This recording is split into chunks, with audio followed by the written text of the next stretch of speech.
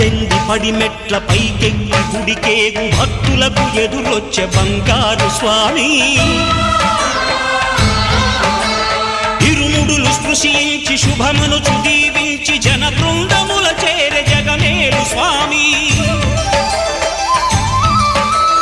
తన భక్తులనరిల్చు తప్పులకు తడబడి ఒక పక్క ఒరిగెన ఓంకారమూర్తి